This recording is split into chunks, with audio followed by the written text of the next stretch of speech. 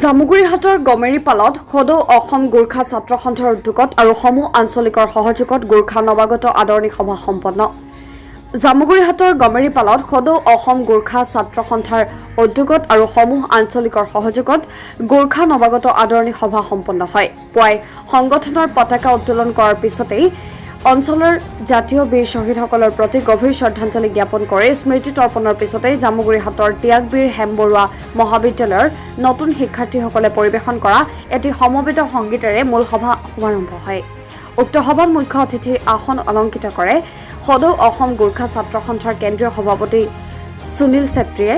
বিশিষ্ট অতিথি হিচাপে অংশগ্ৰহণ কৰে আকচুৰ জিলা সভাপতি দীপক চুপ্পা, গোৰ্খা উন্নয়ন পৰিষদৰ কাৰ্যবাহী সদস্য মতি কুমাৰ নেৱাৰ, পানপুৰ উচ্চ মাধ্যমিক বিদ্যালয়ৰ অধ্যক্ষা মায়া দেৱী,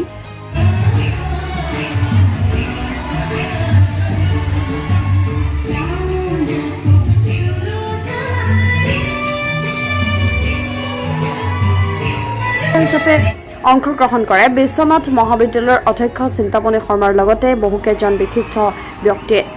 অনুষ্ঠানত মহাবিদ্যালয়ৰ গোৰ্খা শিক্ষাৰ্থীসকলে লিম্বু নৃত্য, মাৰণী নৃত্যৰ লগতে বিভিন্ন সাংস্কৃতিক অনুষ্ঠান পৰিৱেশন কৰে। গমেৰীপালৰ পৰা ঋষি ছেত্ৰীৰ ৰিপৰ্ট, ভইচ অফ শোণিতপুৰ।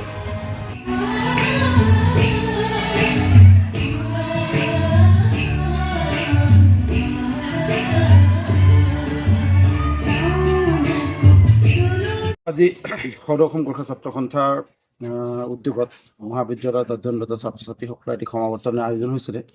জামুগুৰিৰ গমেৰীপালত যিটো সমাৱৰ্তনৰ আয়োজন হৈছিলে তাত উপস্থিত থাকি নথৈ আনন্দিত লাগিছে। কাৰণ ছাত্ৰ ছাত্ৰীসকল ভৱিষ্যত প্ৰজন্মৰ গোটেই দেশ সমাজটো নিয়ন্ত্ৰণ কৰি চলিব লাগিব ভৱিষ্যতে। গতিকে তেখেতসকলক উৎসাহ যোগোৱা, তেখেতসকলক সাংগঠনিক জ্ঞান দিয়াটো আমাৰ দায়িত্ব। সেই সূত্ৰে আমি ইয়াত আহিলোঁ, উপস্থিত থাকিলোঁ, সিহঁতৰ লগত কথা বাৰ্তা পাতিলোঁ। আগন্তুক দিনত গোৰ্খা জাতিৰ সমস্যাৰ হকে মাত মাতিবৰ কাৰণে আমি কি ধৰণে শক্তিশালী সংগঠন এটা নিৰ্মাণ কৰিব পাৰিম সেই বিষয়ে আলোচনা কৰিলোঁ। ইয়াৰ লগতে অসমৰ বৃহত্তৰ অসমীয়া সমাজৰ সমাজ ব্যৱস্থাৰ লগত মিলি জুলি আমি কিদৰে গোৰ্খা জাতিক আগুৱাই লৈ যাব পাৰিম সেই বিষয়ে আলোচনা হ'ল। অসমৰ প্ৰতি অহা প্ৰতিটো ভাবুকিকে আমি কেনেধৰণে আমি ফেচ কৰিব পাৰিম সেই বিষয়ে আলোচনা হ'ল। বিভিন্ন ধৰণৰ আলোচনাৰ মাধ্যমেদি অনুষ্ঠান সুসম্পন্ন হৈছে, ভাল লাগিছে। আমি আশাবাদী ভৱিষ্যতৰ দিনত গোৰ্খা ছাত্ৰ ছাত্ৰীসকলৰ ভৱিষ্যত উজ্জ্বল হ'ব। তাত আমি সদৌ অসম গোৰ্খা ছাত্ৰ সন্থাই গুৰুত্বপূৰ্ণ ভূমিকা ল'ব পাৰিম বুলি আশা কৰিম।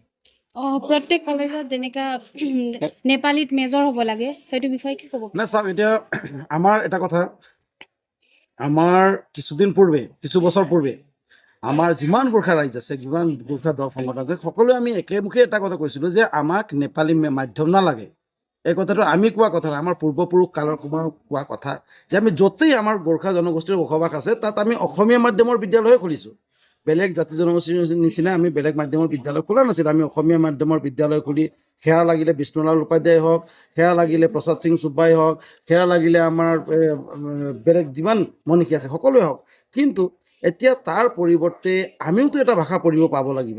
এই ভাষা শিক্ষাৰ ক্ষেত্ৰত আমাক চৰকাৰে উপযুক্ত দিয়া নাই, গুৰুত্ব দিয়া নাই।